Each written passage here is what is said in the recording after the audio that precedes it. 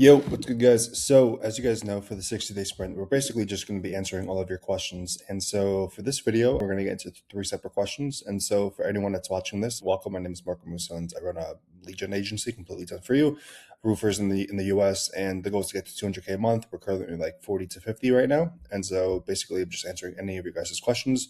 So, drop them below in the comments regarding honestly anything business, agency, lifestyle, travel, whatever you want. Doesn't really matter. And so let's get into it. So this is from last video as well. So FXR, what's up, my man? Yo, you guys have been, you three right here, you guys have been asking a shit ton of questions, which is great, right? Like, which is great. I'm not, I'm not complaining. Just keep them coming. Like, it's pretty cool, answering your guys' questions. I enjoy it. So, okay, let's get into it. So, what's up, dude? So, was your experience 0 to 10K a month, or what was your experience 0 to 10K a month? What was your close rate like, and what was your pricing compared to now? Yeah, so this is actually a really important question because 0 to 10K a month, it's basically the hardest. It's basically going from 0 to 1, finding proof of concept, finding market fit, and you really need to just have that deep belief in yourself that you can make this work.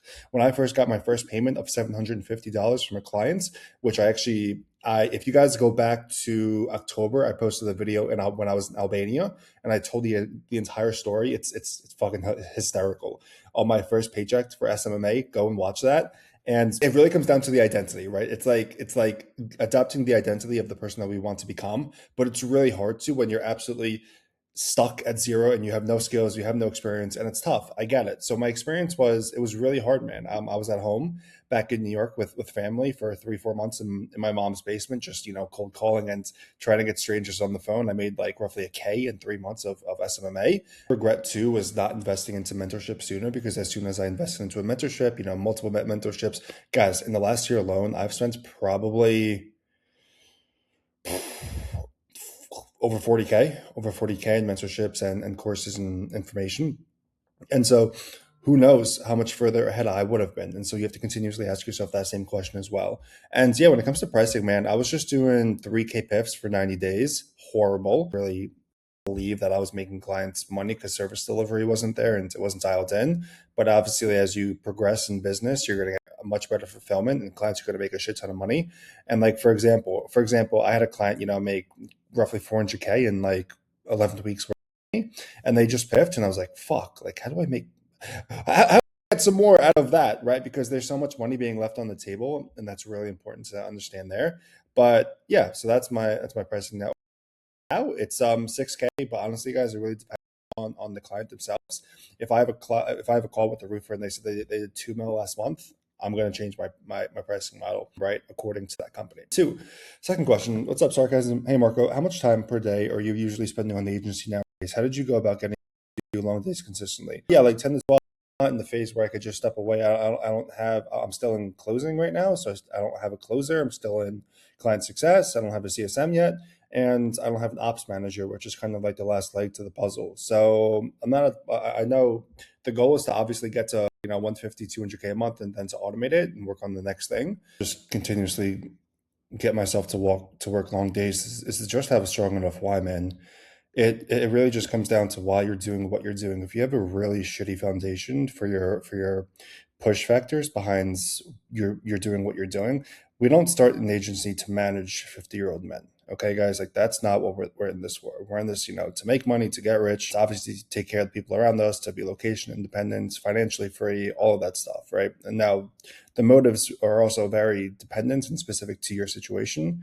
So the way I continuously go about long days is having a strong enough why, but also a more practical. God is also like eating clean, working out in the morning, having a really good work environment, frictionless work, right? So like having multiple chargers, multiple areas, having good Wi-Fi. You don't need to be traveling, consistently, right? So it's kind of like the small things that just keep you in flow and keep you pretty steady. A lot of people, take certain nootropics or certain peptides, they stack them, and that's completely fine. Or I fast until 3 4 p.m. Eastern, or my time wherever I am time zone wise. It just kind of allows me to be a lot more productive and focused during the day. So there's so many different reasons and ways you can go about being productive, but it's really just dependent on you and finding what works for you.